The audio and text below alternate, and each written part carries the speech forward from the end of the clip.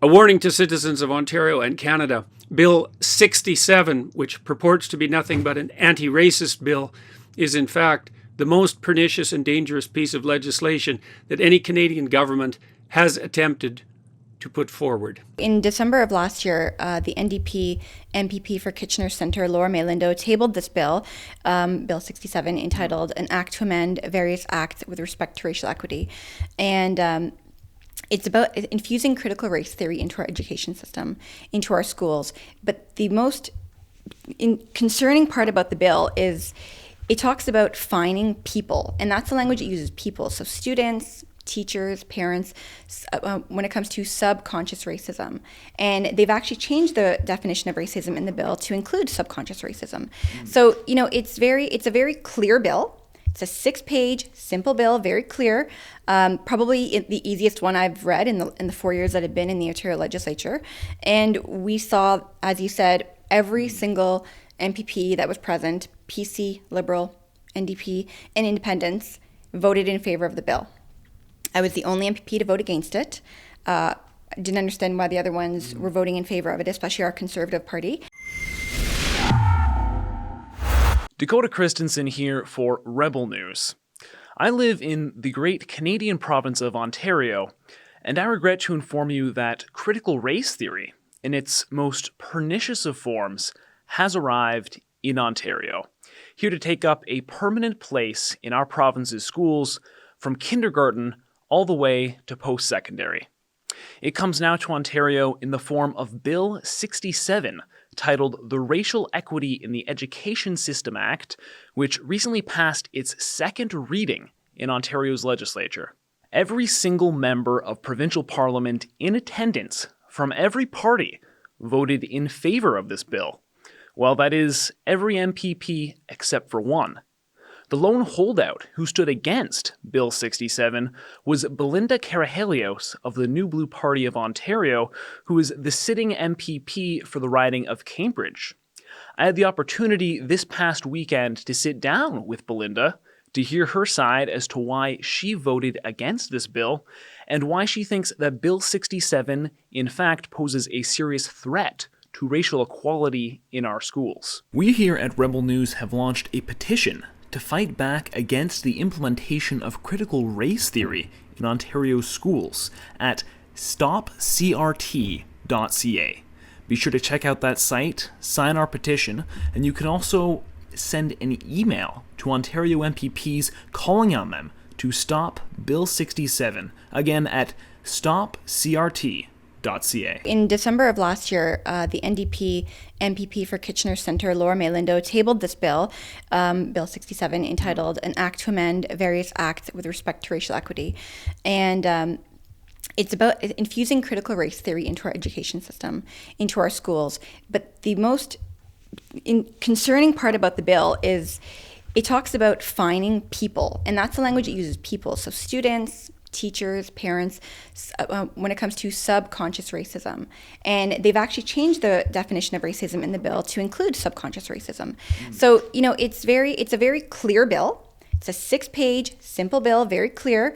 Probably the easiest one I've read in the 4 years that I've been in the Ontario legislature. And we saw, as you said, every single MPP that was present, PC, Liberal, NDP, and Independents, voted in favor of the bill. I was the only MPP to vote against it. Didn't understand why the other ones were voting in favor of it, especially our Conservative Party. And, I even was subjected to a little bit of chuckling from the government benches. One of the cabinet ministers thought it was funny that I stood up by myself to vote no against the bill. But upon reading it, and like I said, it's very simple, it's a very dangerous bill because, like I said, it allows you to fine people based on subconscious racism. Mm-hmm. And so you talk about penalties here for subconscious racism. Does this also impact what children are being taught in schools and training and education? Like, does this change the way that things are actually being taught to children and teenagers and others in our system? So they want to infuse different aspects to the learning. So it's interesting. So teachers will actually have to go through a re-education program if they are caught with subconscious racism. And the thing is, what's interesting about it is, it includes hiring it's new officers onto different levels of education, whether it's our public school board, the Ministry of Colleges, Training, and Universities, the Higher Education Quality Council of Ontario. So you're hiring all these new left-wing, for lack of a better word, left-wing woke lobbyists onto this to push this agenda. And, who's responsible for, what subconscious racism is? So the bill is just, unfortunately, it's a big government bill that's just going to cost more money and does nothing to actually address racism. Yeah, and so, to the point there, like you said, you were the only member of Ontario's parliament to vote against this. Every single other person of every party did it. I watched the actual feed of the vote. It was, I believe, 72 against just one, just you. On the note there, only 72 MPPs were there to actually vote. 73, I guess, including yourself, were there out of, I believe, the number's 124 actually sitting. So only 73 members of provincial parliament actually showed up to vote on this bill, which I think kind of speaks to the current state of Ontario's legislature. But also, you were the only voice of opposition, which I think is far too common these days, on this bill. And watching that video, I felt like it was like sort of this peer pressure mob mentality rule in our province's legislature, where everyone, did the same thing as the person standing next to them. They all stood up and were all proud to be part of the in crowd. You were the only person to stand up against this. Do you have anything to say about that, about sort of that peer pressure mob mentality that seems to be taking hold in our halls of power in Canada and in Ontario? Well, first, I want to thank you for actually interviewing me about this, because it seems like a lot of intellectuals and advocacy groups have completely ignored the fact that I voted against this. But the mob mentality, I don't want to give them an out, because, some of the MPPs who are there, who have voted on this, have been there for over a decade. And like I said, this is a very simple bill. It's 6 pages. Someone with a grade 5 education could read it and understand it. And it's just what's happening. What we're seeing is the PC party is moving farther and farther left. And they're working together with the Liberals and the NDP, and they just keep all their policies, left-wing policies. And so the New Blue Party of Ontario, the party that I'm part of, we're the only true opposition in that legislature. And so I tend to be the only one voting no a lot of the times for things, because I read the bill, I understand it, and I'm saying, well, hang on. Like, no one's talking about or fighting for these issues. It was the carbon tax I was fighting against. I'm fighting against voter fraud. It's the taxpayer-funded subsidies that political parties are getting that all the parties voted in favor of, even though the PC party campaigned against it. And now all of a sudden they're getting $5 million from the taxpayer.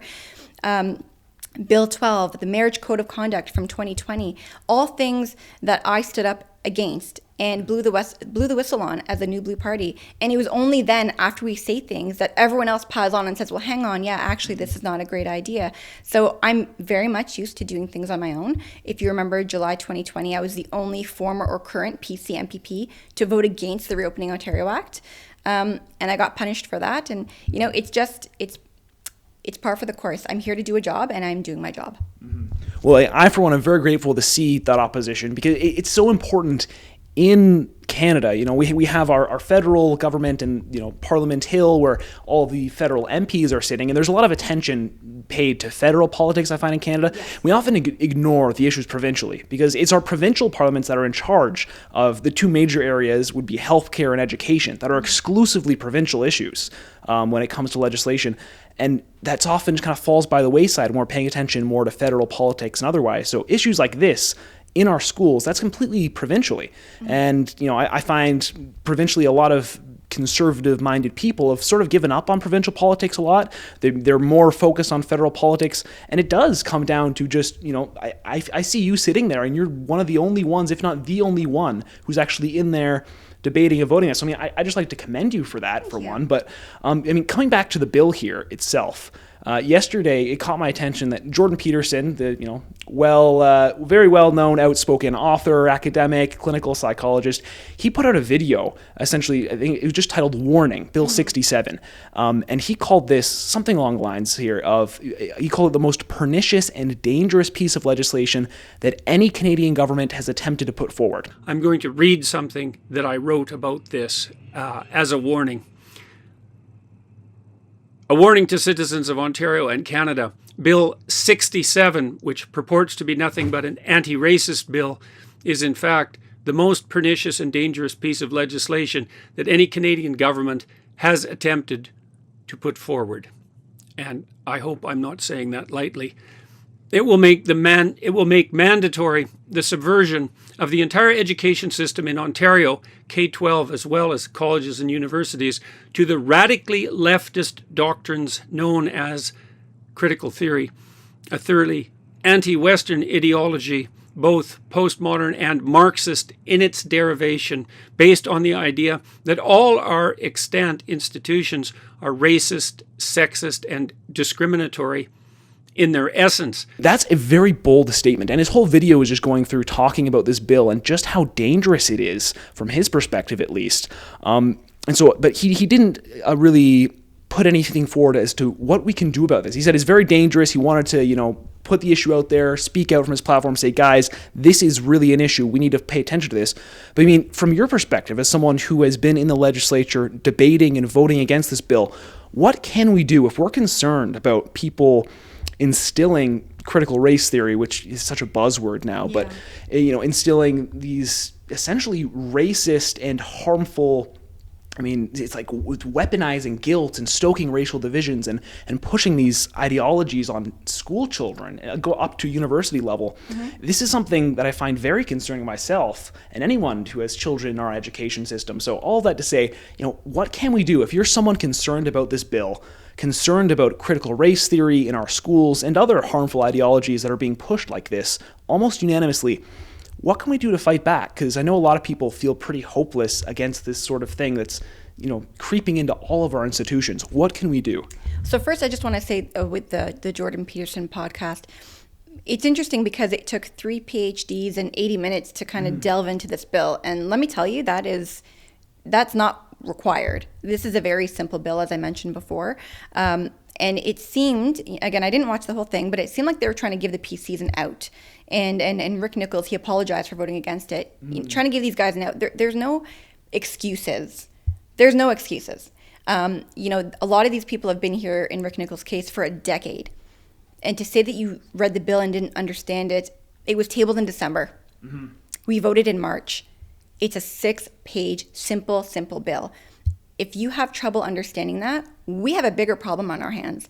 But what we're seeing is people like Rick Nichols and other PC operatives and the PC party, they're all just going to the left.